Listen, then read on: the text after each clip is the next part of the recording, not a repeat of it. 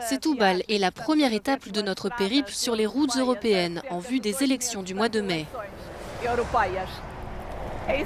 Ici, au Portugal, dans cette ville portuaire, nous avons rencontré un docker qui a participé à une grève de la faim l'année dernière pour obtenir un meilleur salaire et une bonne convention collective. Il nous a parlé d'Europe et de ce qu'il pense de l'Union européenne. C'est ce qu'on va vous montrer dans le reportage qui suit.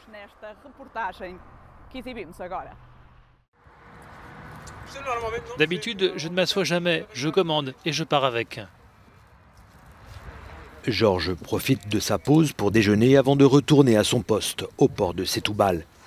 Et combien de temps dure sa pause? 10 minutes, plus ou moins. Il est maintenant temps pour Georges de reprendre le chemin du travail, une longue journée en perspective dans l'un des ports les plus actifs du Portugal. Le jeune homme est docker. Avec ses collègues, il peut charger jusqu'à 1200 voitures dans des conteneurs en moins de 12 heures. On a les difficultés habituelles dans un port. C'est un travail dur, un travail très physique, malgré ce que beaucoup de gens pensent. En moyenne, Georges travaille sur 35 rotations par mois, pour 1400 € net. Pour lui, les choses se sont plutôt améliorées ces derniers mois, surtout depuis qu'il a décroché un vrai contrat, après 7 années de vacations. Ils avaient tout le pouvoir entre leurs mains, c'est eux qui distribuaient le travail, et nous n'avions même pas de contrat. Notre convention collective expirait à la fin de chaque rotation. Si je me réveillais malade, je devais leur demander un jour de congé. Je ne veux pas qu'on m'accuse de ne pas vouloir travailler, je veux juste travailler dans les bonnes conditions. Georges croit que les ouvriers sont désormais les laissés pour compte du marché du travail. Pour lui, le sort des travailleurs manuels n'intéresse plus personne, ni les pouvoirs locaux, ni nationaux.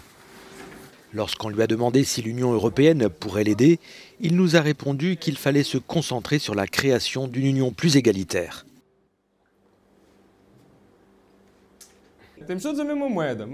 On a tous la même monnaie, mais en France, le salaire minimum est plus élevé que le salaire moyen au Portugal. Et là-bas, personne ne veut être payé comme ici. Il y a une grande différence. C'est pour cela que je voudrais que l'Europe repense à tout ça pour qu'on trouve un équilibre. Et puisqu'on parle de salaire, on devrait aussi parler des salaires dans les transports, dans la santé, et avoir un modèle européen. On a besoin d'un fonds monétaire européen. Si c'est une union, ce devrait être une union pour tout, sinon ce n'est pas une union. Mais si Georges souhaite plus d'Europe, il veut surtout une Europe différente de ce qu'elle est devenue aujourd'hui, un vaste espace commercial. Je crois en l'Europe. Face à la mondialisation, jamais le Portugal n'aurait pu aller mieux tout seul, mais certaines choses doivent changer.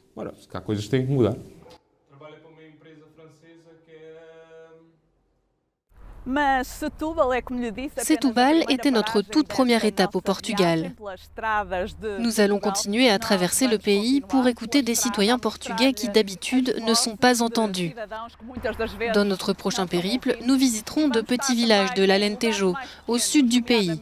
Ce sera notre destination. Filipa Soares, em Setúbal, para a Euronews.